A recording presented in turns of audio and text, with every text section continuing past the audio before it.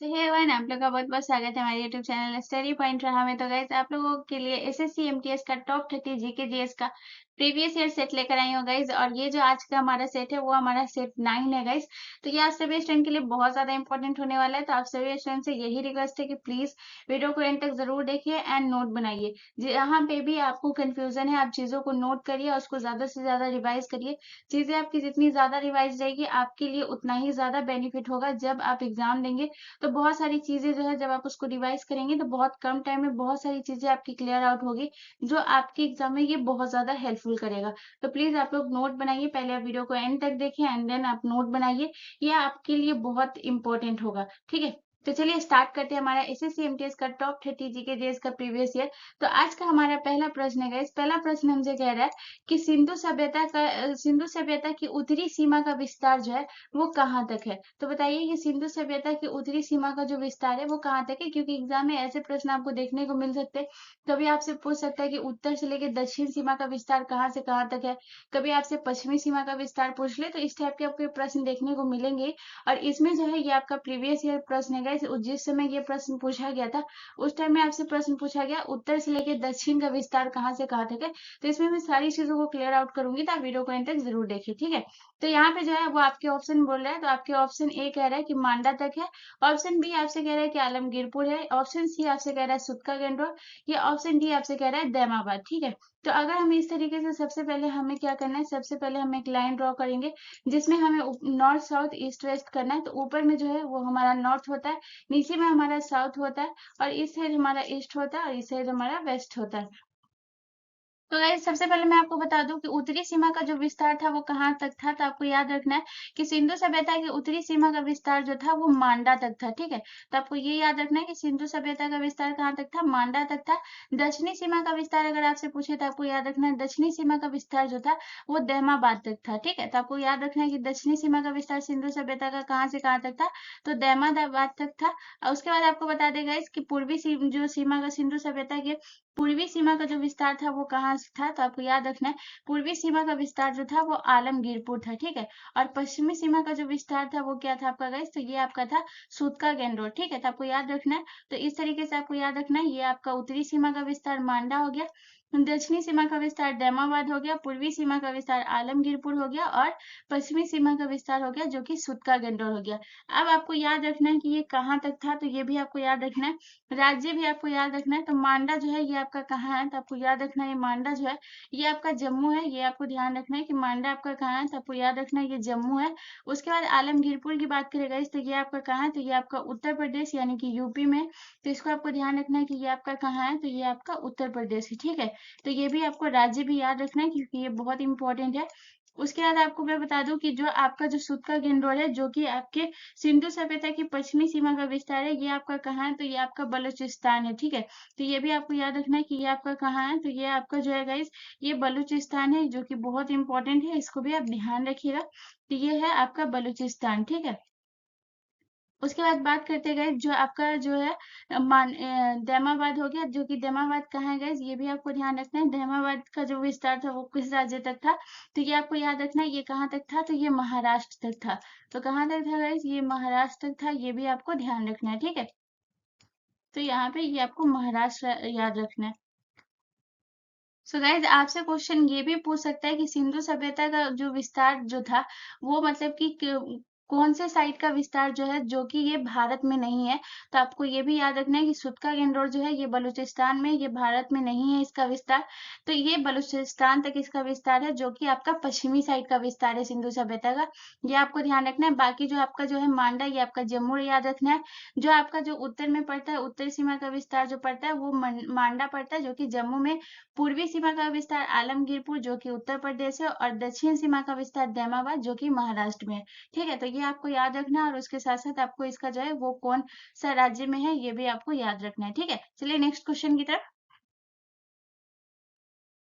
अगला क्वेश्चन हमारा question number 2 है गाइस। क्वेश्चन नंबर 2 हमसे कह रहा है कि निम्नलिखित में से पीली क्रांति का संबंध जो है वो किससे है। तो बताइए कि पीली क्रांति का जो संबंध है वो किससे है।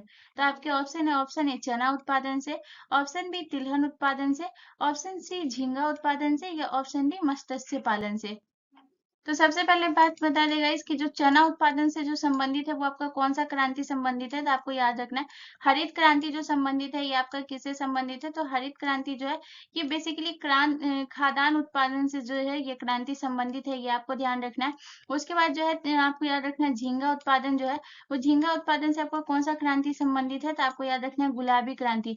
गुलाबी क्रांति जो है झींगा उत्पादन और प्याज उत्पादन से संबंधित है, तो आपको याद रखना है कि गुलाबी क्रांति जो है वो किससे संबंधित है, तो झींगा उत्पादन से भी संबंधित है और प्याज उत्पादन से भी आपका गुलाबी क्रांति संबंधित है। नीली क्रांति जो है बहुत लोगों को पता होगा कि मत्स्य पालन से संबंधित है। नीली क्रांति जो है वो किससे संबंधित है, मछली पालन से जो संबंधित है, ये आपका कौन सा क्रांति संबंधित है, तो ये आपका मछली पालन से जो संबंधित है वो आपका नीली क्रांति संबंधित है। तो बाकी आपका जो बचा पीली क्रांति वो किससे संबंधित है, तो ये आपको याद रखना है पीली क्रांति जो संबंधित है वो आपका तिलहन उत्पादन से संबंधित है। तिलहन उत्पादन से कौन सा क्रांति संबंधित है, पीली क्रांति संबंधित है। तो सबसे पहले मैं आपको बता दूं कि तिलहन उत्पादन होता क्या है, ठीक है। तो तिलहन उत्पादन बेसिकली उसे कहा जाता है जिसमें से वनस्पति तेल उत्पादन होता है, जिससे जिससे कि वनस्पति तेल का उत्पादन होता है। तो तिलहन में जैसे कि आपको बहुत सारी चीज देखने को मिलेंगे। तो फॉर एग्जांपल जैसे मैं बता सकती हूँ आपको जिसमें है महत्वपूर्ण है जैसे तिल, सरसों, इससे क्या होता है ना तेल निकलता है। तो जिससे भी मतलब कि वनस्पति तेल का होता है उसे ही तिलहन उत्पादन कहते हैं, ये आपको याद रखना है। जैसे कि आपको याद रखना है जैसे तिल हो गया, इससे भी तेल निकलता है। उसके बाद आपको याद रखना है सरसों, सरसों से भी जो है आपको तेल निकलता है, जिसमें बहुत लोग सरसों तेल का जो है सेवन भी करते हैं, जिससे खाना बनाने में उपयोग करते हैं। उसके बाद आपको याद रखना है गाइस सोयाबीन, सोयाबीन भी जो है ये तेल आता है, तो ये इससे भी जो है, तो आपको याद रखना है कि ये तिलहन उत्पादन होता क्या है, जिससे वनस्पति तेल का उत्पादन होता है उसे ही तिलहन उत्पादन कहते हैं, ये आपको याद रखना है, ठीक है। चलिए नेक्स्ट क्वेश्चन की तरफ। अगला क्वेश्चन हमारा क्वेश्चन नंबर 3 है गाइस। क्वेश्चन नंबर 3 कह रहा है कि प्रिंस ऑफ वेल्स कप किस खेल से संबंधित है, तो बताइए कि प्रिंस ऑफ वेल्स कप जो है वो किस खेल से संबंधित है, तो आपके ऑप्शन ए फुटबॉल से, ऑप्शन बी हॉकी से, ऑप्शन सी गोल्फ से, या ऑप्शन डी बैडमिंटन से। सो गाइस इसका जो करेक्ट आंसर होगा वो होगा option C is the correct answer. Prince of Wales cup का जो संबंध है वो किससे होगा गाइस, तो ये आपके गोल्फ से संबंधित है। उसके बाद आपको याद रखना है हॉकी से, हॉकी से जो है बहुत सारे कप जो है वो संबंधित है, जैसे महाराजा रणजीत सिंह गोल्ड कप, उसके बाद है गुरुगप्पा गोल्ड कप, उसके बाद है आपको जो याद रखना है जो कि बीटन कप, आपको याद रखना है कौन सा हॉकी से कौन सा कप संबंधित है, तो बीटन कप जो है वो किससे संबंधित है गाइस, आपको याद रखना है बीटन कप जो है ये आपके हॉकी से संबंधित है, ये आपको याद रखना है। उसके बाद आपको फुटबॉल की बात करें गाइस, तो फुटबॉल से जो है ये आपको याद रखना है डीसीएम ट्रॉफी, डीसीएम ट्रॉफी जो है वो किससे संबंधित है, तो डीसीएम ट्रॉफी जो है ये आपके फुटबॉल से संबंधित है। उसके साथ साथ आपको याद रखना है डुरंड कप, डुरंड कप जो है ये किससे संबंधित है, तो ये भी आपको याद रखना है कि डुरंड कप जो है ये आपका जो है फुटबॉल से ही संबंधित है, ये भी कप, ये भी बहुत बार एग्जाम में देखने को मिला है ये क्वेश्चन। उसके बाद बैडमिंटन से आपको याद रखना है थॉमस कप, थॉमस कप जो है वो किससे संबंधित है, तो याद रखिएगा थॉमस कप जो है ये आपके बैडमिंटन से संबंधित है। तो ये जो है कुछ खेल है और उसके जो कप है ये आपको याद रखना है, यहाँ से भी प्रश्न देखने को मिलते हैं। चलिए नेक्स्ट क्वेश्चन की तरफ। अगला क्वेश्चन हमारा क्वेश्चन नंबर 4 है गाइस। क्वेश्चन नंबर 4 हमसे कह रहा है कि मानव शरीर का कौन सा अंग निमोनिया से प्रभावित होता है, तो जब निमोनिया जब होता है तो मानव शरीर का कौन सा अंग है जो बहुत ज्यादा प्रभावित करता है, तो आपके ऑप्शन ए हृदय, ऑप्शन बी फेफड़ा, ऑप्शन सी वृक्क, ऑप्शन डी आमाशय। सो गाइस इसका जो करेक्ट आंसर होगा वो होगा option B is the correct answer. फेफड़ा जो है वो प्रभावित होता है निमोनिया से। तो इसमें आपको ये याद रखना है कि अगर आपसे पूछे कि निमोनिया के जो है वो लक्षण कौन-कौन से हैं, तो आपको याद रखना है कि निमोनिया के जो है अगर आपसे लक्षण पूछे तो ये आपको याद रखना है। इसमें जो है अगर फेफड़ा प्रभावित होता है तो ज़ाहिर-सी बात है कि सांस लेने में आपको प्रॉब्लम होगा। यानी कि अगर फेफड़ा से प्रभावित होता है सबसे ज़्यादा आपका जो निमोनिया जब होता है तो फेफड़ा जो है वो बहुत ज़्यादा प्रभावित होता है। तो सबसे पहले आपको याद रखना है कि इसमें जो है सांस लेने में प्रॉब्लम होगा, सबसे ज़्यादा सांस लेने में जो है आपको दिक्कत आएगी। यानी कि सांस लेने में जो है आपको कठिनाई होगी। दूसरा आपको याद रखना है गाइस, दूसरा आपको याद रखना है कि बुखार, इसमें जो है बुखार भी आता है। इसके लक्षणों की बात करें गाइस तो दूसरा आपको बुखार भी देखने को मिलेगा, तो मैं यहाँ पे लिख दे रही हूँ। तो याद रखिएगा दूसरा आपको क्या इसके लक्षण देखने को मिलेंगे, दूसरा आपको देखने को इसका लक्षण मिलेगा जो कि है बुखार। तीसरा लक्षण आपको देखने को मिलेगा जो कि सीने में दर्द, तीसरा लक्षण आपको याद रखना है कि ये है सीने में दर्द, क्योंकि जो है ना कभी-कभी आपको बोल देता है कि निमोनिया से जो है निमोनिया होने के जो लक्षण है वो कौन-कौन से हैं, तो आपको याद रखना है। सीने में दर्द जो है ये आपको याद रखना है, ये निमोनिया के लक्षण है। उसके बाद आपको याद रखना है कि भूख की कमी भी जो है ये निमोनिया के लक्षण है। तो ये सारी कमी अगर आपको दिखे तो गाइज़ आपको याद रखना है कि कोई एक कमी की वज़ह से आप नहीं कह सकते कि ये निमोनिया ही है। बट इस टाइप के अगर आपको सारे लक्षण इसमें से देखने को मिल रहे हैं या 2-3 देखने को मिल रहा है, तो ये जो है कि निमोनिया के लक्षण होते हैं, ये आपको ध्यान रखना है। उसके साथ-साथ आपको याद रखना है खाँसी, खाँसी जो बलगम वाली जो खाँसी होती है वो याद रखिएगा। इससे ये जो है ये निमोनिया के लक्षण है, ठीक है? तो इतनी चीज़ जो है ये निमोनिया के लक्षण है और इसमें जो है सबसे ज़्यादा मानव शरीर का जो अंग प्रभावित होता है वो होता है फेफड़ा यानी कि लंग्स, ठीक है? ये भी आपको ध्यान रखना है यानी कि लंग्स। चलिए नेक्स्ट क्वेश्चन की तरफ। अगला क्वेश्चन हमारा क्वेश्चन नंबर 5 है गाइस। क्वेश्चन नंबर 5 हमसे कह रहा है कि इनमें से किस में मौर्य समाज का विभाजन 7 वर्गों में उल्लेखित है। और ये most important most VVI question है गाइस, इसको ध्यान रखिएगा। ये बहुत इंपॉर्टेंट है, बहुत बार एग्जाम में ये प्रश्न पूछा गया है कि इनमें से जो है वो किस में मौर्य समाज का जो विभाजन है वो 7 वर्गों में जो है उल्लेखित है। तो आपके ऑप्शन है ऑप्शन ए कौटिल्य के अर्थशास्त्र में, ऑप्शन बी पुराणों में, ऑप्शन सी मेगास्थनीज की इंडिका में या ऑप्शन सी अशोक के शिलालेखों में। तो बहुत लोग क्या करते हैं कि इनमें से जो मौर्य समाज का विभाजन जो है वो अशोक के शिलालेखों में मार देते हैं, जो कि ये रॉन्ग है गाइस। इसका जो करेक्ट आंसर होगा वो होगा option C is the correct answer. Megasthenes की इंडिका में जो है वो मौर्य समाज का विभाजन जो है वो 7 वर्गों में उल्लेखित है। और जो आप देख रहे हैं पिक्चर में ये है मेगास्थनीज की इंडिका, ये आप देख रहे हैं। तो आपको याद रखना है गाइस कि मेगास्थनीज जो है वो मौर्य काल में भारतीय समाज को 7 श्रेणियों में जो है वो बांटा था। और वो 7 श्रेणियों में कौन-कौन से श्रेणी में बांटा था ये भी आपको ध्यान रखना है। तो मैं यहाँ पे आपको लिख दे रही हूँ नंबर देके, ठीक है? तो पहला आपको याद रखना है दार्शनिक। पहला आपको जो है वो आपको याद रखना है वो कौन सा था? तो पहला आपको याद रखना है दार्शनिक। दूसरा आपको याद रखना है गाइस, दूसरा आपको क्या याद रखना है? दूसरा कौन से वर्ग में बांटा था? दूसरा बांटा था कृषक, ठीक है? दूसरा आपका कौन से वर्ग में बांटा था? तो दूसरा हो गया था गाइस आपका कृषक। तीसरा आपको याद रखना गाइस, तीसरा आपका कौन सा था? पशुपालक। तीसरा जो था वो कौन सा था गाइस? तो पशुपालन जो था वो था आपका तीसरा। उसके बाद जो है चौथा आपका क्या था गाइस? चौथा आपको ध्यान रखना है। इसका जो है टोटल 7 आपको याद रखना है, क्योंकि पूछ लेगा कि इसमें से जो है मेगा सीरीज की इंडिका में जो है वो कौन सा है जो 7 वर्गों में जो है इनमें से कौन नहीं है या कौन है, तो आपको ये याद रखना है। तो पहला आपका दार्शनिक, दूसरा कृषक, तीसरा आपका पशुपालन, चौथा आपका हो गया गाइस कारीगर, ठीक है? चौथा आपका क्या हो गया गाइस? चौथा हो गया आपको कारीगर। और गाइस प्लीज इसको नोट जरूर कर लीजिएगा, ये बहुत इंपॉर्टेंट है। मैं बार बार बोल रही हूँ कि ये इंपॉर्टेंट है, इसको नोट कर लीजिएगा। पांचवा आपको याद रखना गाइस, पांचवा आपका जो था वो क्या था? योद्धा। पांचवा आपको क्या याद रखना है? पांचवा जो था वो आपका योद्धा था। छठा आपको क्या याद रखना है गाइस? छठा जो था वो आपका निरीक्षक था। छठा आपका क्या था गाइस? तो छठा आपका जो था वो निरीक्षक था, ये आपको याद रखना। और जो सबसे लास्ट आपका यानी कि सातवां जो था, जो सातवां आपका क्या था गाइस? मंत्री। तो सातवां आपका कौन सा था? मंत्री। तो मैं यहाँ पे टोटल सातों लिख दी हूँ गाइस। जो मेगा की इंडिका में जो है वो मौर्य समाज का विभाजन 7 वर्गों में हुआ, वो कौन-कौन से में हुआ ये भी आपको याद रखना है। दार्शनिक, कृषक, पशुपालन, कारीगर, योद्धा, निरीक्षक और मंत्री, ठीक है? जो कि मेगा की इंडिका में था। ये भी आपको ध्यान रखना है। चलिए नेक्स्ट क्वेश्चन की तरफ। अगला क्वेश्चन हमारा क्वेश्चन नंबर 6 है गाइस। क्वेश्चन नंबर 6 हमसे कह रहा है कि इनमें से कौन सा बांध बेतवा नदी पर स्थित है। ये भी बहुत इंपॉर्टेंट है गाइस, और ये भी आपका प्रीवियस ईयर प्रश्न है गाइस। बताइए कि कौन सा बांध है जो कि बेतवा नदी पर स्थित है। तो आपके ऑप्शन है, ऑप्शन ए राजघाट बांध, ऑप्शन बी वालियार बांध, ऑप्शन सी मैथन बांध या ऑप्शन डी इंद्रावती बांध। सो गाइस इसका जो करेक्ट आंसर होगा वो होगा option C, option A is the correct answer. Rajghat बांध जो है ये आपके बेतवा नदी पर स्थित है। और अगर आपसे राज्य पूछे तो ये आपको याद रखना है कि ये किस राज्य में है। तो गाइज ये बेतवा नदी पर जो है ये आपका राजघाट बांध है। और राजघाट बांध जो है वो किस राज्य में है? तो राजघाट बांध जो है ये आपके उत्तर प्रदेश में। ये पहला प्रश्न तो ये हो गया। इससे 2 प्रश्न आपको बन गया कि बेतवा नदी पे कौन सा बांध ये है, तो राजघाट बांध है। और किस राज्य में है? तो उत्तर प्रदेश में, ठीक है? उसके बाद जो है अब आपको याद रखना है जो वालियार बांध, ठीक है? वालियार बांध जो है ये आपका कहाँ किस राज्य में है? तो वालियार बांध जो है ये आपके केरल में। ये आपको याद रखना है कि वालियार बांध जो है ये कहाँ है? तो वालियार बांध आपके केरल में है। और अगर पूछे कि ये किस नदी पर है तो ये भी आपको याद रखना है, ये भी बहुत इंपॉर्टेंट है।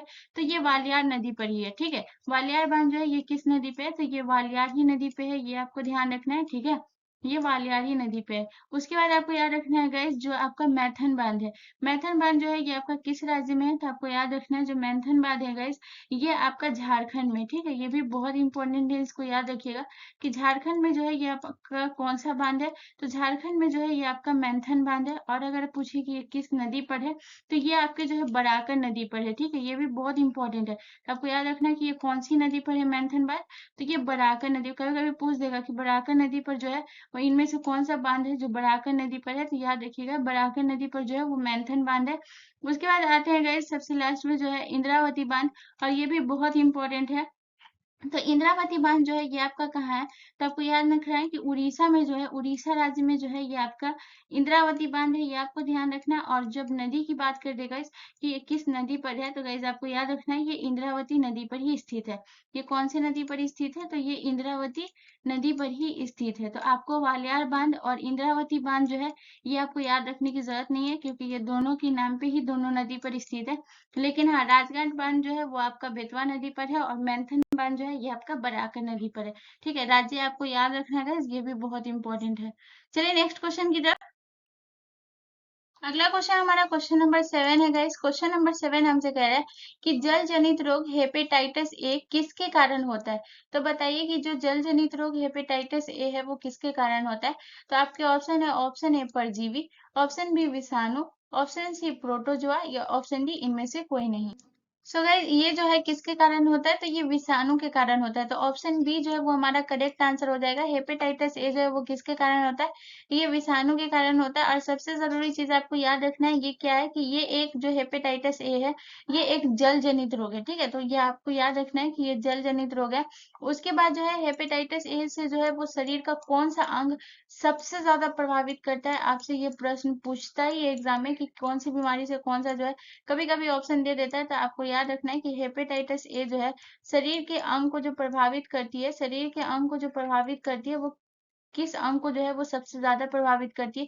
तो ये भी आपको ध्यान रखना है, ये जो प्रभावित करती है ये यकृत को है जो सबसे ज्यादा प्रभावित करती है, ठीक है। तो निमोनिया जो था वो फेफड़ा को सबसे ज्यादा प्रभावित करता था, और हेपेटाइटिस ए जो है ये भी यकृत को सबसे ज्यादा प्रभावित करता है। ये भी आपको ध्यान रखना है। चलिए नेक्स्ट क्वेश्चन की तरफ। अगला क्वेश्चन हमारा क्वेश्चन नंबर 8 है गाइस। क्वेश्चन नंबर 8 कह रहा है कि कौन सा हड़प्पा कालीन स्थल घग्गर और उसकी सहायक नदियों की घाटी में स्थित है, ठीक है। तो यहाँ पे जो है चीजों को मैं हाईलाइट की, यहाँ से आप समझ जाइएगा। अगर घग्गर नदी की बात कर रही है तो आपको समझ जाना चाहिए कि ये कौन सी हड़प्पा कालीन स्थल के बारे में बात हो रही है। तो आपके ऑप्शन है, option A Dholavira, option B Rakhigarhi, option C Banawali, या option D Surkotada. So guys इसका जो करेक्ट आंसर होगा वो होगा option C is the correct answer. Ghaggar और उसकी सहायक नदियों घाटी में जो स्थित है वो बनवाली स्थित है। तो बनवाली जो है वो आपसे पूछेगा कि ये कहाँ है, तो आपको ये भी याद रखना है कि ये जो है ये हरियाणा में, ठीक है। तो बनवाली जो है ये कौन से राज्य में है, तो आपको याद रखना है ये हरियाणा में है। उसके बाद जो है वो बनवाली से आपको 2-3 पॉइंट याद रखना है। सबसे पहले ये याद रखना है कि इसकी जो खोज हुई थी ये कब हुई थी। तो जब अगर इसकी खोज की बात करें, बनवाली की जो खोज हुई थी ये कब हुई थी, तो बनवाली की जो खोज हुई थी वो 1973 में हुई थी। बनवाली की खोज कब हुई थी गाइस, तो 1973 में जो है ये बनवाली की खोज हुई थी। और इसकी खोज जो है ये किसने की थी, तो ये भी आपको याद रखना है, इसकी जो खोज की थी वो आर.एस. बिष्ट ने की थी, ठीक है। तो ये भी आपको ध्यान रखना है कि इसकी खोज जो है वो किसने की थी गाइस, तो आपको याद रखना है इसकी खोज जो की थी वो आर.एस. बिष्ट ने जो है इसकी खोज की थी। और कब की थी गाइस, तो ये आपको ध्यान रखना है कि आर.एस. बिष्ट ने जो है वो 1973 में जो है इसकी खोज की थी, जो कि बनवाली है, ये आपको ध्यान रखना। और यहाँ से जो है मिट्टी का बना हल का खिलौना प्राप्त हुआ है, ठीक है। तो यहाँ से जो है वो आपको क्या हुआ है, तो यहाँ से जो है ये मिट्टी का खिलौना जो है, जो कि हल का मिट्टी के खिलौना का जो बना हुआ था हल, वो प्राप्त हुआ है। ये भी आपको ध्यान रखना है। और बहुत मात्रा में जो है यहाँ पे जौ भी प्राप्त हुआ है, ठीक है। चलिए नेक्स्ट क्वेश्चन की तरफ। अगला क्वेश्चन हमारा क्वेश्चन नंबर 9 है गाइस। क्वेश्चन नंबर 9 कह रहा है कि भारत का पहला परमाणु अनुसंधान रिएक्टर इनमें से कौन सा है। तो बताइए कि पहला परमाणु अनुसंधान रिएक्टर जो है वो कौन सा है। तो आपके ऑप्शन है, option A Apsara, option B Cirus, option C Zerlina, या option D Dhruva. So guys इसका जो करेक्ट आंसर होगा वो होगा option A is the correct answer. Apsara जो है ये पहला परमाणु अनुसंधान रिएक्टर है। ये सिर्फ भारत का ही नहीं गाइस, ये विश्व का भी है जो कि पहला परमाणु रिएक्टर। ये भी आपको ध्यान रखना है कि ये भारत के साथ साथ जो है ये किसका, तो ये विश्व का भी पहला परमाणु अनुसंधान रिएक्टर जो है ये कौन है, तो अप्सरा, ये आपको याद रखना है। और इसका गाइस जो इसका उद्घाटन हुआ था ये कब हुआ था, तो इसको आपको याद रखना है कि इसका जो उद्घाटन हुआ था, सबसे जरूरी चीज है ये आपसे पूछेगा ही, तो इसका जो है ये उद्घाटन कब हुआ था गाइज, इसका डेट आपको याद रखना है। तो इसका जो उद्घाटन हुआ था गाइज ये 1956 में हुआ था। इसका उद्घाटन कब हुआ था गाइज, 1956 में इसका उद्घाटन हुआ था अप्सरा का।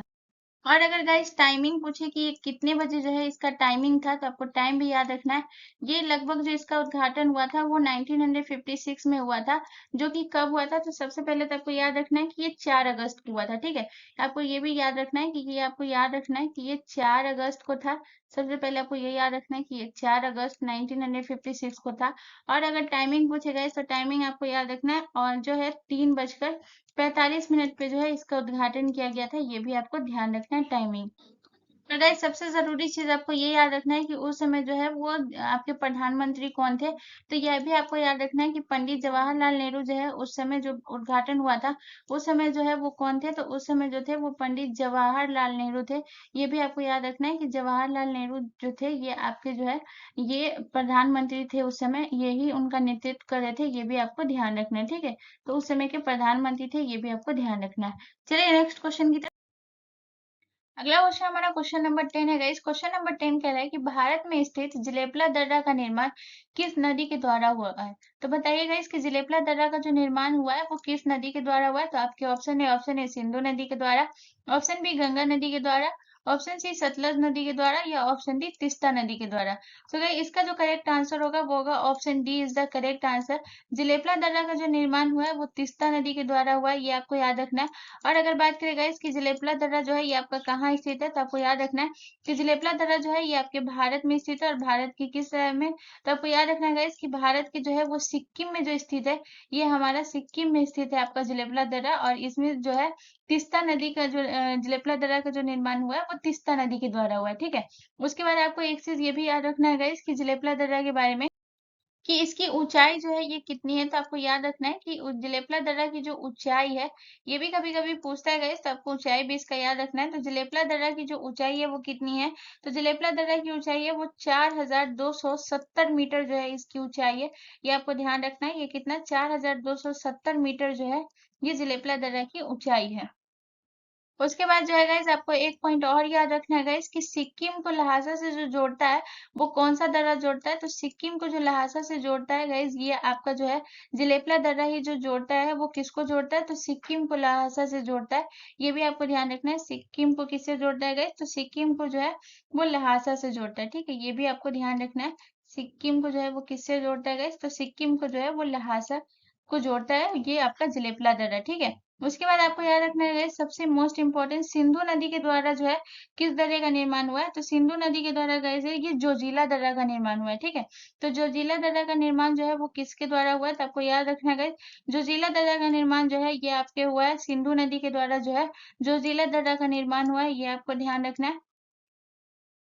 और ये आपका कहाँ है गाइस, तो ये आपका याद रखना है, ये आपका जो है ये आपका जम्मू कश्मीर में है, ये भी आपको ध्यान रखना है। तो ये भी बहुत इंपॉर्टेंट है गाइस, इसको आप ध्यान रखिएगा कि ये जम्मू कश्मीर में है। चलिए नेक्स्ट क्वेश्चन की, अगला क्वेश्चन हमारा क्वेश्चन नंबर 11 है गाइस। क्वेश्चन नंबर 11 कह रहा है कि वर्तमान में संविधान में कुल कितने मूल कर्तव्यों का उल्लेख है। तो बताइए कि संविधान में जो है वो कुल कितने मूल कर्तव्यों का उल्लेख है, और ये भी पूछ रहा है कि वर्तमान के संविधान में बताइए।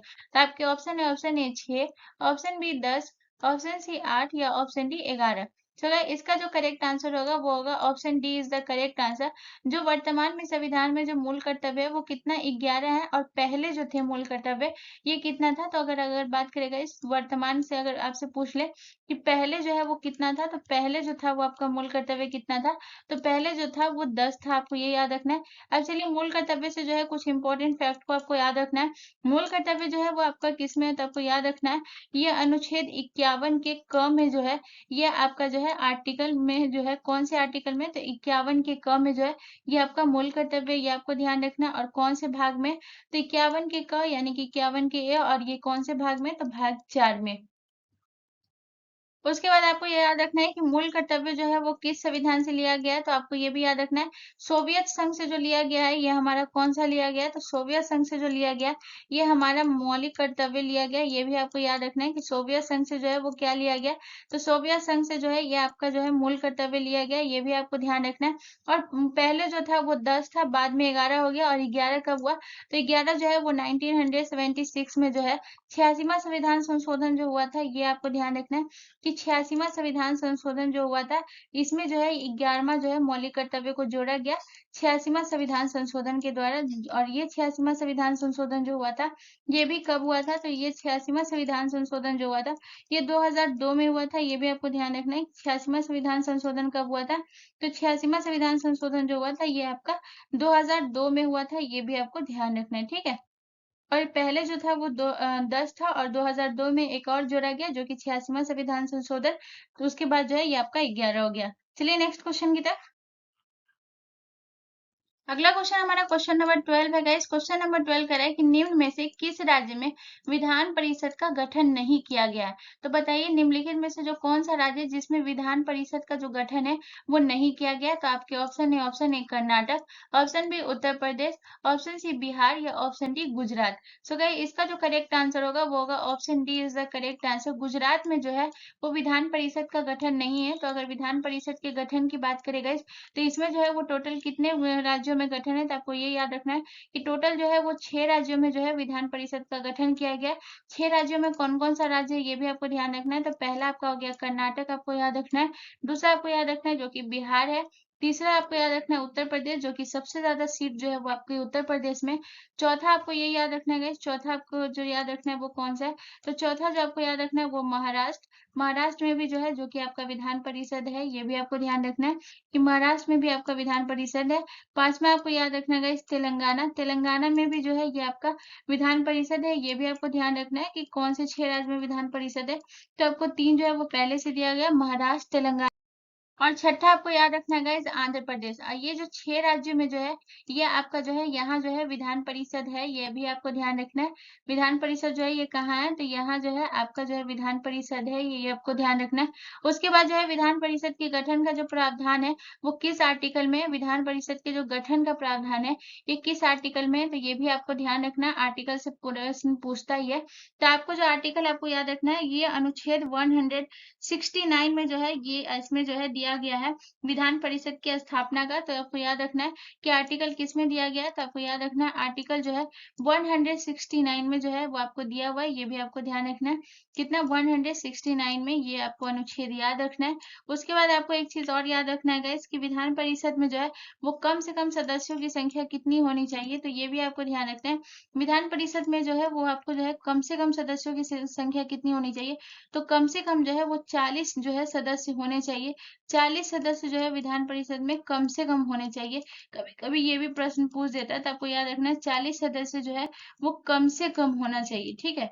40 सदस्य कम नहीं होना चाहिए, तो आपको याद रखना है कम से कम जो सदस्य होने चाहिए वो कम 40 सदस्य कम से कम होना चाहिए, ये भी आपको ध्यान रखना चाहिए, ठीक है।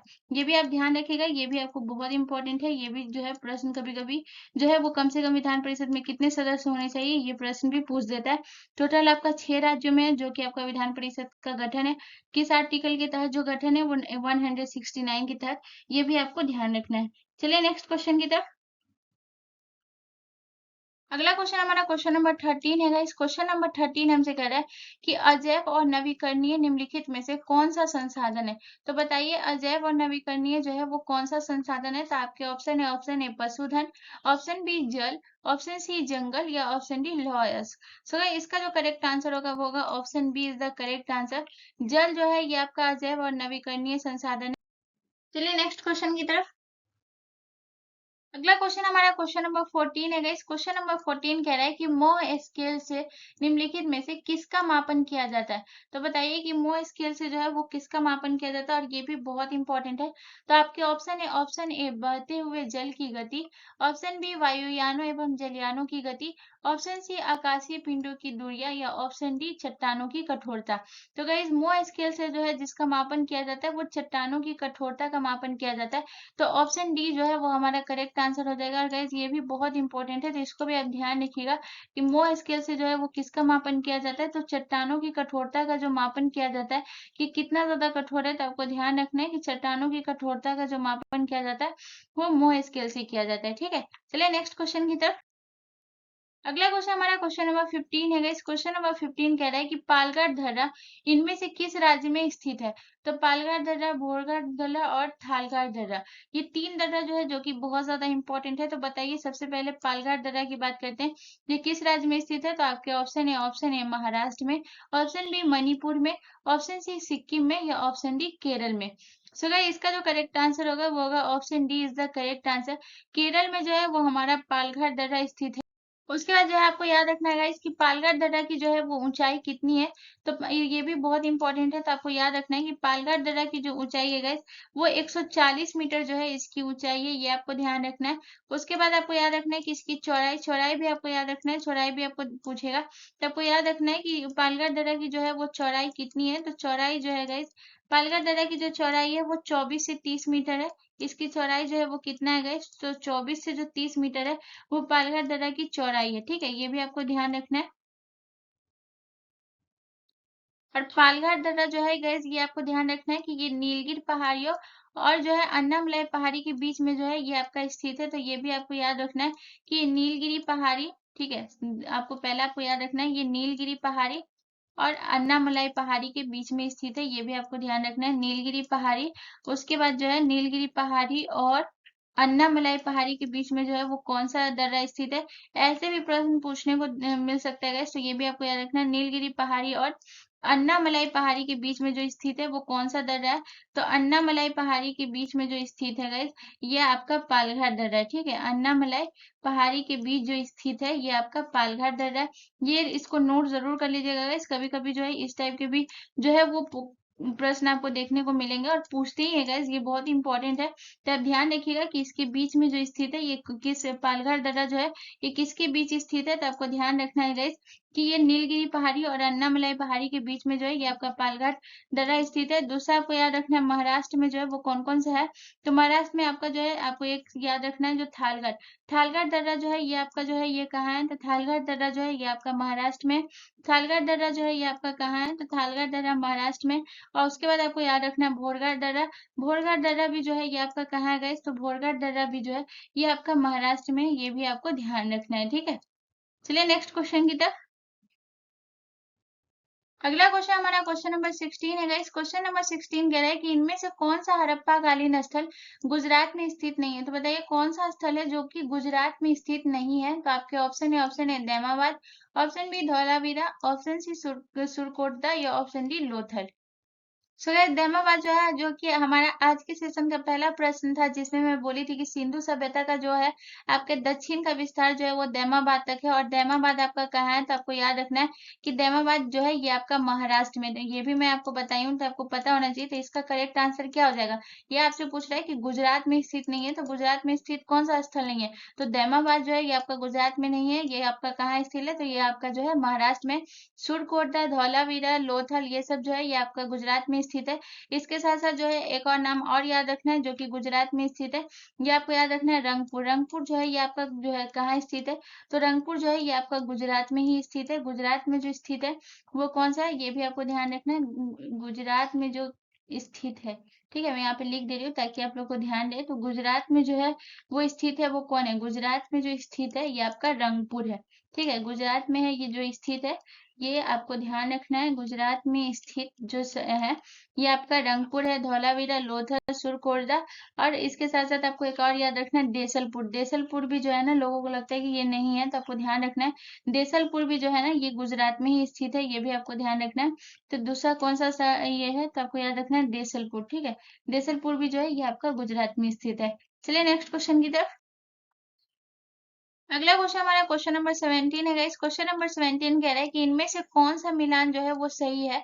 तो यहाँ पे आपसे क्या पूछ रहा है कि कौन सा मिलान सही नहीं पूछ रहा है, आपसे पूछ रहा है कि कौन सा मिलान है जो कि सही है। तो आपको बोला है कि नागा अर्जुन सागर बांध जो कि आपको बोला है आंध्र प्रदेश में, बाण सागर बांध जो कि आपको बोला है मध्य प्रदेश में, दांतीवाड़ा बांध जो कि आपको बोला है राजस्थान में, या गांधी सागर बांध जो कि आपको बोला है उत्तर प्रदेश में। ठीक है, तो गाइस आपको मैं बता दूं कि नागा अर्जुन सागर बांध जो है ये आपका कहाँ है, तो ये आपका आंध्र प्रदेश में नहीं है गाइस, ये आपका कहाँ है, ये आपको ध्यान रखना है। ये आंध्र प्रदेश जो है इसका रॉन्ग आंसर हो जाएगा। ये जो है ये आपके तेलंगाना में है। तो आपको याद रखना है कि नागा अर्जुन सागर बांध जो है ये आपका कहाँ है, तो नागा अर्जुन सागर बांध जो है ये आपका तेलंगाना में है। उसके बाद आपको बता देगा इस गांधी सागर बांध जो कि आपका कहाँ है, तो गांधी सागर बांध जो है ये उत्तर प्रदेश में नहीं है, तो ये आपका कहाँ है गाइस, ये आपको ध्यान रखना है कि गांधी सागर बांध जो है ये आपका मध्य प्रदेश में, मध्य प्रदेश में जो है वो कौन सा है, तो गांधी सागर बांध जो है ये आपका मध्य प्रदेश में। उसके बाद बता देगा इसकी दांतीवाड़ा जो कि आपका जो है ये कहाँ पे है, तो आपको याद रखना है दांतीवाड़ा जो है ये राजस्थान में नहीं है, तो ये कहाँ है आपका गाइस, तो ये आपका गुजरात में। ठीक है, तो यहाँ पे जो आपको है वो पता चल गया कि ये जो है नागार्जुन सागर बांध जो है ये आपके तेलंगाना में, दांतीवाड़ा जो गुजरात में, गांधी सागर बांध जो है ये मध्य प्रदेश में। तो क्वेश्चन आपसे पूछा है कि किसका मिलान सही होगा, तो किसका मिलान सही होगा, तो ऑप्शन बी जो है वो हमारा करेक्ट आंसर हो जाएगा। बाण सागर बांध जो है जो कि हमारा मध्य प्रदेश में, और ये किस नदी पर स्थित है, तो ये भी आपको ध्यान रखना है कि बाण सागर बांध जो है ये हमारा मध्य प्रदेश में जो कि सोन नदी पर स्थित है। ये किस नदी पर स्थित है, तो ये आपको याद रखना है कि सोन नदी पर स्थित है। ये किस नदी पर है, तो ये जो है ये आपका सोन नदी पर है। ठीक है, ये भी आपको ध्यान रखना है किस नदी पर है, सोन नदी पर। चलिए नेक्स्ट क्वेश्चन की तरफ। अगला क्वेश्चन हमारा क्वेश्चन नंबर 18 है गाइस। क्वेश्चन नंबर 18 कह रहा है कि निम्नलिखित में से कौन सा नंदवंश के संस्थापक हैं। तो नंदवंश के संस्थापक कौन है, तो आपके ऑप्शन है, option A Bimbisara, option B Udayan, option C Mahapadmananda, या option D Dhanananda. So guys इसका जो करेक्ट आंसर होगा वो होगा option D is the correct answer. Mahapadmananda जो है वो नंदवंश के संस्थापक है, ये आपको याद रखना है। और नंदवंश का जो संस्थापक है महापद्मनंद, इनका कार्यकाल कितना था, तो ये भी आपको याद रखना है। 344 से लेकर 326 ईसा पूर्व जो इनका कार्यकाल था। तो कितना था गाइस, 344 से लेकर 326 जो है वो ईसा पूर्व किसका कार्यकाल था, ये महापद्मनंद का था। और जो है ये किसके, नंदवंश के संस्थापक थे, ये भी आपको ध्यान रखना है। चलिए नेक्स्ट क्वेश्चन की तरफ। अगला क्वेश्चन हमारा क्वेश्चन नंबर 19 है गाइस। क्वेश्चन नंबर 19 कह रहा है कि मौर्य काल में सिक्कों को बनाने के लिए किस धातु का प्रयोग किया जाता था। तो मौर्य काल में जो सिक्कों को बनाने के लिए जिस धातु का प्रयोग किया जाता था वो कौन कौन से धातु है, तो आपके ऑप्शन है स्वर्ण एवं चांदी, ऑप्शन बी स्वर्ण एवं ताम, ऑप्शन सी चांदी एवं ताम्र, या ऑप्शन डी ताम्र एवं कांसा। तो गाइस इसका जो करेक्ट आंसर होगा वो होगा option A is the correct answer. सिक्कों को बनाने के लिए जिस धातु का प्रयोग किया जाता है वो स्वर्ण एवं चांदी का प्रयोग किया जाता है। मौर्य काल में जो है वो स्वर्ण को क्या बोला जाता था गाइस, तो मौर्य काल में जो है वो स्वर्ण को बोला जाता था निष्क। ये आपको ध्यान रखना है कि मौर्य काल में जो है वो स्वर्ण को क्या बोला जाता था गाइस, तो मौर्य काल में जो है वो स्वर्ण को निष्क बोला जाता था। और चांदी को क्या बोला जाता था गाइस, याद रखिएगा, ये बहुत इंपॉर्टेंट है। तो ये जो है चांदी को जो बोला जाता था वो धारण बोला जाता था। ठीक है, तो ये भी आपको कभी कभी ऐसे भी पूछ सकते हैं कि मौर्य काल में जो किस धातु का प्रयोग किया जाता था, स्वर्ण एवं चांदी ना देके निष्क एवं धारण दे दे, तो इसमें कंफ्यूज नहीं होएगा, इसको ध्यान रखिएगा। चलिए नेक्स्ट क्वेश्चन की तरफ। अगला क्वेश्चन हमारा क्वेश्चन नंबर 20 है गाइस। क्वेश्चन नंबर 20 कह रहा है कि राष्ट्रपति आंग्ल भारतीय समुदाय के कितने प्रतिनिधियों को लोकसभा में मनोनीत करता है। तो बताइए कि राष्ट्रपति जो है वो आंग्ल भारतीय समुदाय के कितने सदस्यों को जो है वो लोकसभा में जो है मनोनीत करता है। ये बहुत इंपॉर्टेंट प्रश्न है। तो आपके ऑप्शन है, option A 3, option B 2, option C 8, या ऑप्शन डी 6। सो गाइस इसका जो करेक्ट आंसर होगा वो होगा option B is the correct answer. आंग्ल भारतीय समुदाय के जो 2 सदस्यों को जो है वो राष्ट्रपति जो है वो लोकसभा में मनोनीत करता है। उसके बाद आपसे पूछेगा गाइस कि ये जो है लोकसभा में जो है वो मनोनीत करता है, ये किस आर्टिकल के तहत है, तो ये भी आपको ध्यान रखना है कि ये किस अनुच्छेद के तहत है। कभी कभी जो है वो अनुच्छेद भी पूछ देता है कि राष्ट्रपति जो है आंग्ल भारतीय समुदाय से 2 सदस्यों को जो मनोनीत करता है वो किस आर्टिकल के तहत मनोनीत करता है। तो आर्टिकल भी आपको ध्यान रखना है। तो आर्टिकल जो है इसका 331 के तहत जो है ये मनोनीत करता है 2 सदस्यों को, ये भी आपको ध्यान रखना है। ठीक है, चलिए नेक्स्ट क्वेश्चन की तरफ। अगला क्वेश्चन हमारा क्वेश्चन नंबर 21 है गाइस। क्वेश्चन नंबर 21 कह रहा है कि हमारे शरीर की त्वचा के नीचे वसा की परत किसके प्रतिरोध के रूप में कार्य करती है। तो बताइए जो वसा की जो परत है वो किसके प्रतिरोध में जो है वो कार्य करती है? हमारे शरीर की त्वचा के नीचे। तो आपके ऑप्शन ए शरीर से आवश्यक पदार्थों का कम होना, ऑप्शन बी शरीर से ऊष्मा का कम होना, ऑप्शन सी शरीर से लवण की मात्रा कम होना या ऑप्शन डी शरीर के वातावरण हेतु। ठीक है, इसका जो करेक्ट आंसर होगा वो होगा option B is the correct answer. शरीर से ऊष्मा का कम होना जो है वो वसा की परत जो है वो किसके प्रतिरोध में कार्य करती है? शरीर से ऊष्मा का कम होना। ठीक है, चलिए नेक्स्ट क्वेश्चन की तरफ। अगला क्वेश्चन हमारा क्वेश्चन नंबर 22 है गाइस। क्वेश्चन नंबर 22 कह रहा है कि विजयनगर साम्राज्य की जो स्थापना है वो कब हुई? तो आपके ऑप्शन है 1336 ईस्वी में, ऑप्शन बी 1206 ईस्वी में, ऑप्शन सी 1526 ईस्वी में या ऑप्शन डी 1347 ईस्वी में। सो गाइस इसका जो करेक्ट आंसर होगा वो होगा option A is the correct answer. Vijayanagara साम्राज्य की जो स्थापना हुई थी वो 1336 ईस्वी में हुई थी। और किसके द्वारा हुई थी? तो विजयनगर साम्राज्य की जो स्थापना किया था वो किसने मिलकर किया था? तो हरियर, पहले आपको याद रखना है कि हरियर और बुक्का ने जो मिलकर है इसकी स्थापना की थी। और हरियर और बुक्का जो थे ये दोनों भाई थे। ठीक है, तो आपको याद रखना है कि हरियर और बुक्का ने जो है इसकी स्थापना की थी, ये भी आपको ध्यान रखना है। इसकी स्थापना किसने की थी? तो हरियर और बुक्का ने। ठीक है, मैं यहाँ पे लिख देती हूँ गाइस ताकि आपको याद रहे। तो याद रखिएगा इसकी जो स्थापना की थी वो किसने की थी? तो हरियर और बुक्का। और हरियर और बुक्का जो है ये दोनों भाई थे, ये भी आपको ध्यान रखना है।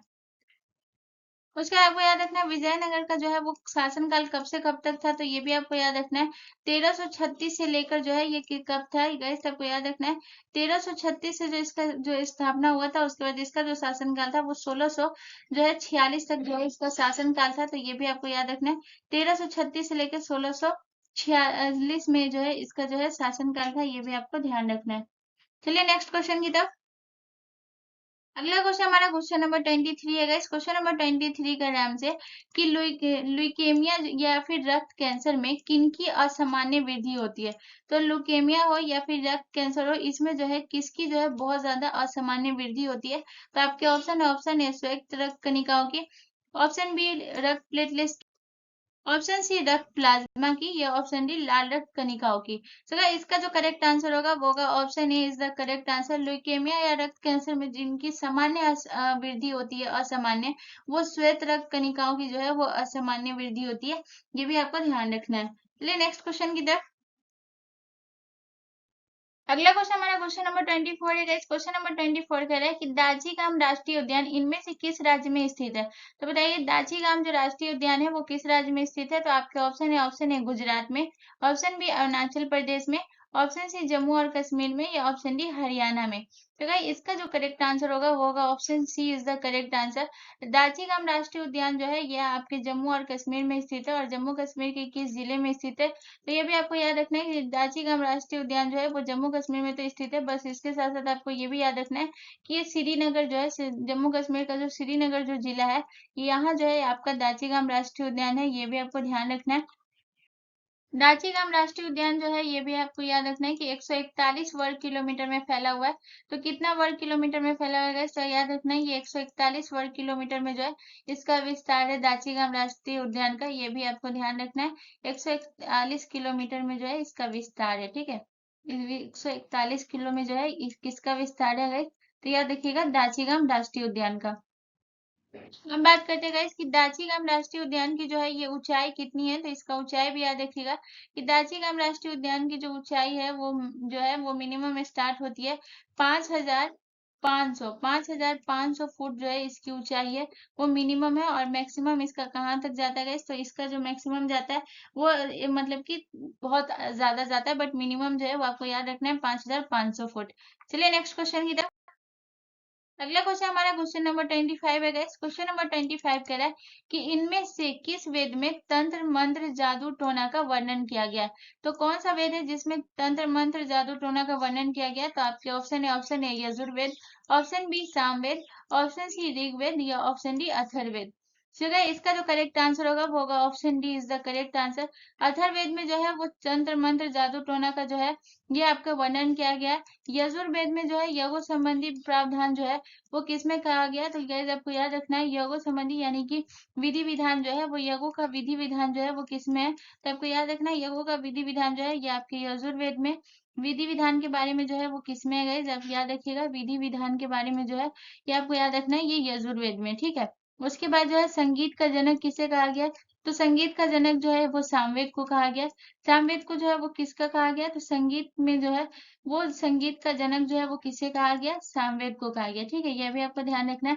उसके बाद आपको याद रखना है ऋग्वेद। ऋग्वेद जो है ये सबसे प्राचीन है और इसमें जो है ये मंत्रों का बहुत ज्यादा उल्लेख है। तो मंत्रों का सबसे ज्यादा उल्लेख जो है वो किसमें है? ऋग्वेद में। और ऋग्वेद जो है ये कौन सा है? तो सबसे प्राचीन वेद जो है ये आपका कौन सा है? तो सबसे प्राचीन वेद जो है ये आपका ऋग्वेद है। ये भी आपको ध्यान रखना है कि आपका प्राचीन वेद है। ठीक है, चलिए नेक्स्ट क्वेश्चन की तरफ। अगला क्वेश्चन हमारा क्वेश्चन नंबर 26 है गाइस। क्वेश्चन नंबर 26 कह रहा है कि निम्न में से किसको व्हाइट ऑफ द अर्थ कहा जाता है? तो व्हाइट ऑफ द अर्थ जो है वो किसे कहा जाता है? तो आपके ऑप्शन ए मेंटल को, ऑप्शन बी क्रस्ट को, ऑप्शन सी कोर को, या ऑप्शन डी इनमें से कोई नहीं। तो इसका जो करेक्ट आंसर होगा वो होगा option A is the correct answer. Mental को जो है वो व्हाइट ऑफ द कोर का अर्थ कहा गया, ये आपको ध्यान रखना है। और सबसे पहले जो है ये पृथ्वी का एक पार्ट है, जिसमें से ये पृथ्वी है, जैसे कि ये गोल है और गोल से जो है इसका एक पार्ट इस तरीके से निकाला गया और इसके बारे में मैं यहाँ पे जो है सिर्फ एक पार्ट है। तो इसके बारे में जो है गाइस मैं बता देती हूँ। सबसे ऊपर जो है यानी कि ये जो सबसे ऊपरी परत है, जिसको मैं ऊपर जो ड्रॉ कर रही हूँ, ये जो है ये आपका क्रस्ट है। उसके बाद जो आपका ग्रीन कलर से ये आपका जो है ये अपर मेंटल है। उसके बाद जो है आपका पिंक कलर से ये लोअर मेंटल है। फिर आपका आउटर कोर है और फिर आपका इनर कोर है। ठीक है, तो बताइए, तो वो मेंटल को जो कहा गया वो व्हाइट ऑफ द अर्थ कहा गया, वो मेंटल को कहा गया। और मेंटल का जो है आयतन कितना है? तो मेंटल का जो आयतन है, ये आयतन और द्रव्यमान पूछता है गाइस, तो याद रखिएगा ये बहुत इंपॉर्टेंट है।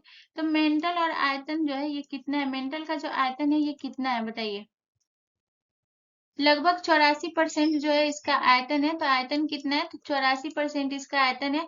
उसके बाद जो है द्रव्यमान, द्रव्यमान की बात करते हैं guys। द्रव्यमान जो है मेंटल का कितना है? तो द्रव्यमान आपको याद रखना है 68%। 68% द्रव्यमान है, ये भी आपको याद रखना है कि 68% क्या है? 68% द्रव्यमान है और आयतन जो है वो 84% है। और मेंटल का जो है वो आयतन द्रव्यमान ये पूछता ही है, तो ये भी आपको ध्यान रखना है, ये डेटा आप याद रखिएगा। चलिए नेक्स्ट क्वेश्चन की तरफ। अगला क्वेश्चन हमारा क्वेश्चन नंबर 27 है गाइस। क्वेश्चन नंबर 27 कह रहा है कि इनमें से किसे पोस्ट ऑफिस ऑफ इंफॉर्मेशन कहा जाता है?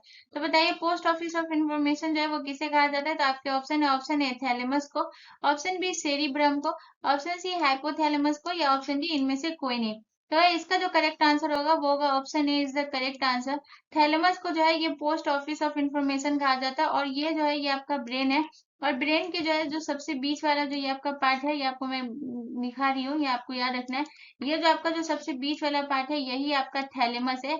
ये आपका क्या है guys? तो ये आपको याद रखना है कि यही आपका जो है ये थैलेमस है। और ये है ना 3 सेंस ऑर्गन को जो है ये नियंत्रित करता है। और कौन कौन से 3 सेंस ऑर्गन है जिसे ये नियंत्रित करता है? तो पहले आपको याद रखना है नाक, नाक को नियंत्रित करता है। उसके बाद आपको याद रखना है जीभ, जीभ को भी नियंत्रित करता है, वो आपका थैलेमस करता है। उसके बाद आपको याद रखना है त्वचा। ठीक है, त्वचा भी जो है ये किसको नियंत्रित करता है? तो 3 सेंस ऑर्गन को जो है ये नियंत्रित करता है। यहाँ पे मैं लिख भी दे रही हूँ ताकि आपको याद है ये किसको। तो आपको याद रखना है कि 3 सेंस ऑर्गन, ठीक है, 3 सेंस ऑर्गन को जो है ये नियंत्रित करता है। 3 सेंस ऑर्गन को नियंत्रित करता है। और कौन कौन से 3 सेंस ऑर्गन को नियंत्रित करता है? तो जो है जीभ, त्वचा और जो है नाक, इसको जो है ये नियंत्रित करता है। ये भी आपको ध्यान रखना है। चलिए नेक्स्ट क्वेश्चन की तरफ। अगला क्वेश्चन हमारा क्वेश्चन नंबर 28 है गाइस। क्वेश्चन नंबर 28 कह रहा है कि उपनिषद का शाब्दिक अर्थ क्या होता है? तो बताइए उपनिषद का जो शाब्दिक अर्थ है वो क्या है? तो आपके ऑप्शन है, ऑप्शन ए पाठन करना, ऑप्शन बी समीप बैठना, ऑप्शन ऑप्शन सी बुद्धिमत्ता, या ऑप्शन डी ज्ञान। सो गाइस इसका जो करेक्ट आंसर होगा वो होगा option B is the correct. तो उपनिषद का जो शाब्दिक अर्थ होता है वो समीप बैठना होता है। और उपनिषद की जो कुल संख्या वो कितनी है? तो उपनिषद की जो संख्या है वो टोटल जो है वो 108 है। तो उपनिषद की संख्या कितनी है? तो उपनिषद की जो संख्या है वो टोटल जो है वो 108 है इसकी संख्या। और ये किसकी? उपनिषद की संख्या। और उपनिषद का जो शाब्दिक अर्थ होता है वो समीप बैठना होता है, यानी कि जो है शिष्यों के द्वारा जो है अपने गुरु से ज्ञान ग्रहण करने हेतु जो है उनके समीप बैठना, यही है उपनिषद का शाब्दिक अर्थ। चलिए नेक्स्ट क्वेश्चन की तरफ। अगला क्वेश्चन हमारा क्वेश्चन नंबर 29 है। इस क्वेश्चन नंबर 29 कह रहा है कि जोग या गोरसप्पा जलप्रपात का नया नाम जो है वो क्या है? तो आपके ऑप्शन है, ऑप्शन ए महात्मा गांधी जलप्रपात, ऑप्शन बी जवाहरलाल नेहरू जलप्रपात, ऑप्शन सी इंदिरा गांधी जलप्रपात, या ऑप्शन डी सरदार पटेल जलप्रपात। तो गाइस इसका जो करेक्ट आंसर होगा वो क्या होगा बताइए? तो इसका जो करेक्ट आंसर होगा गाइस वो होगा इंदिरा गांधी जलप्रपात जो है ये होगा ऑप्शन सी जो है वो करेक्ट आंसर हो जाएगा। उसके बाद जो है ये जलप्रपात जो है वो किस नदी पर है, तो आपको याद रखना है ये जो जलप्रपात है ये शरावती नदी पर स्थित है। तो शरावती नदी पर जो है ये कौन सा, तो जोग या गढ़सप्पा जलप्रपात जो है ये शरावती नदी पर स्थित है। पहला तो ये याद रखना है ये शरावती नदी पर स्थित है। दूसरा जो है अगर बात करेगा इसकी जो है ये कितनी ऊंचाई जो है इसकी कितनी है, तो 253 मीटर जो है इसकी ऊंचाई है। तो ऊंचाई की बात करेगा इससे ये कितनी है, तो 253 मीटर जो है इसकी ऊंचाई है। जोग या गोरसप्पा जो जलप्रपात की जो ऊंचाई है वो 253 मीटर है। ये भी आपको ध्यान रखना है कितना मीटर, 253 मीटर। चलिए नेक्स्ट क्वेश्चन की तरफ। अगला क्वेश्चन हमारा क्वेश्चन नंबर 30 है। इस क्वेश्चन नंबर 30 कह रहा है कि निम्नलिखित में से किस राज्य में दक्षिण पश्चिम मानसून से वर्षा नहीं होती है। तो दक्षिण पश्चिमी मानसून में जो वर्षा नहीं होती है वो किस राज्य में नहीं होती है, तो आपके ऑप्शन है Tamil Nadu, option B Karnataka, option C Punjab या ऑप्शन डी राजस्थान। तो गाइस इसका जो करेक्ट आंसर होगा वो होगा option A is the correct answer. दक्षिण पश्चिमी मानसून से जो वर्षा नहीं होती है वो तमिलनाडु राज्य में जो है वो वर्षा नहीं होती है। सो गाइस आज का एसएससी एमटीएस का टॉप 30 जीके जीएस का जो प्रीवियस ईयर क्वेश्चन था जो कि हमारा सेट 9 था ये हमारा अब समाप्त होता है। तो होपफुली गाइस आप लोगों को सेशन कैसा लगा मुझे कमेंट करके जरूर बताइएगा।